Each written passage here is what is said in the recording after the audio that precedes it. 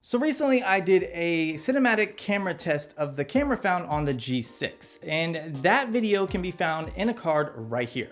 A lot of you guys hit me up wanting to know how I was able to achieve the look that I achieved, whether it was grading or any type of special procedure that I did during the shooting process. And I want to share with you guys how I was able to do so. It's super easy, and for the most part, it's free. So before we begin and dive into that video, I want to announce a new giveaway.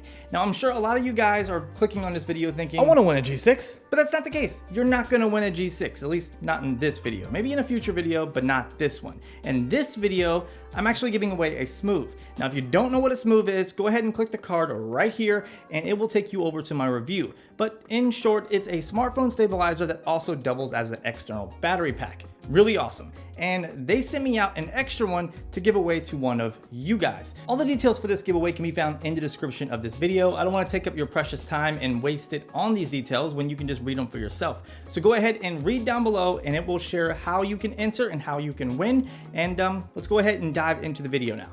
Number one is shoot in manual mode. Now I know shooting in auto is way easier, but when you shoot in auto, it adjusts your shutter speed and that can result in choppy frames.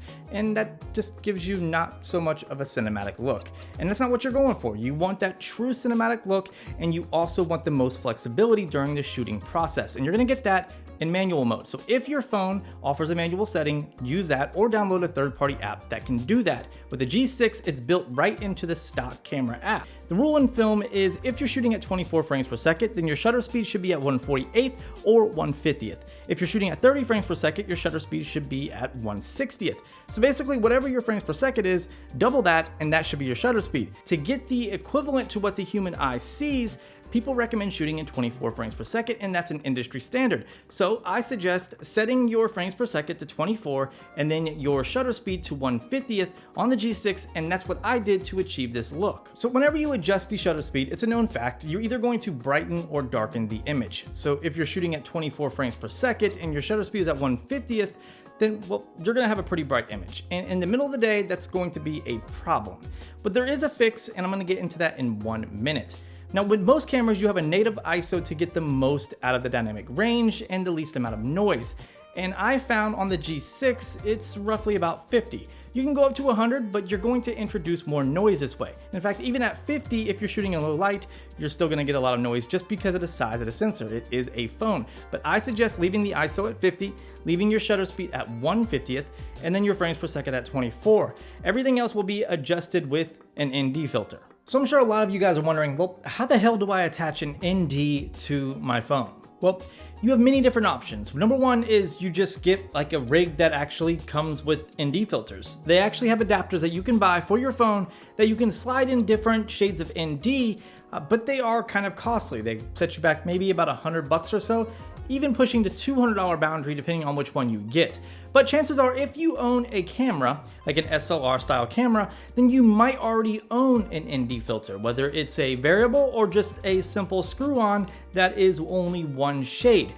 But you can use those. That's what I used. I used a variable ND filter that I have for a old lens that I used to have, and I no longer have that lens, so it's just an extra ND lying around. It's not the best, but it worked perfectly. All you had to do was just hold it there on the camera lens and then select the shade of ND that you need, depending on how many stops of ND you need, of course. And once you do that, you just hold it while you're doing the camera movement. Make sure your fingers aren't in the frame, and it's that simple. Other than that, that's exactly how I set up my shot and what I did during the process. Everything else is done in the grading software that I use, which was DaVinci Resolve, and that's a program by Blackmagic. It's an NLE, and it's absolutely free. Okay guys, so we're inside DaVinci Resolve. I'm under the color tab, and I'm gonna show you how I graded the footage. But first, this is what the footage looked like coming straight out of the camera. You can see it looks pretty good. I mean, it doesn't look very cinematic, but it looks nice and punchy, and overall, it's a good image. Here's what it looked like after I got done grading it. And you can see it's a little bit more flat. It's a little bit more filmic, I would say, and the shadows are nice and blue. There's a little bit more dynamic range to the image, at least that's what it appears to be. It's not necessarily more dynamic range, it's just how you grade it to make it look like there's more dynamic range. So let's bounce back into the ungraded image and let's go ahead and begin. Now the very first thing that I did was decrease the contrast to 0.6. And basically what that's gonna do is create more of like a log image from a DSLR. You can see it's nice and flat, and now you have a lot more to work with. So after decreasing the contrast, I went over to my actual curves and I did an S-curve. So I brought down the shadows just a little bit, and then I brought back up the highlights, and then I went to the midtones and I brought them down just a hair, just to give it a little bit more contrast. But as you can see, it's not very cinematic still. I mean, a lot of that flat profile is gone, but now the colors look exactly the way they did coming straight out of the camera. And that's where we're gonna come over to the color wheels and fix. So we're gonna take the lift, which is actually doing the shadows, and then make it a little bit cooler. And you can see it's bringing the blue out in the shadows, and it's actually increasing the visibility of the shadows ever so slightly. Now we're gonna go over to the gain, and we're gonna warm it up just a little. And then we're gonna go to the gamma, which is the midtones, and we're going to cool it down just a hair. And you can see it's starting to look a little bit more cinematic. We'll go ahead and drop the shadows just a bit, and that should add a little bit more contrast there. Now we're gonna go to the saturation and just increase it by 2. So in this case, it's gonna be 52, but the stock was 50. And then now we're gonna go to the second page, go to color boost, and then add 5. And you can see now the colors are nice and punchy. It's got a little bit of a flat look in the shadows, and overall it looks a lot more cinematic than what it did before. We'll go ahead and disable the node, and you can see this is before and this is after. And if we look at the actual footage that I graded already in the video, you can see it looks pretty much the same. I mean, it's overall, actually it's exactly the same. I mean, it looks pretty good. The last thing I did was add a slight vignette to the footage to give it more of, I don't know, just style, I guess. This is just something that I personally prefer. So if we go over to the nodes and then we add a serial node, we can go into the open effects and then just find a vignette and then apply that. And that's pretty much exactly what I did.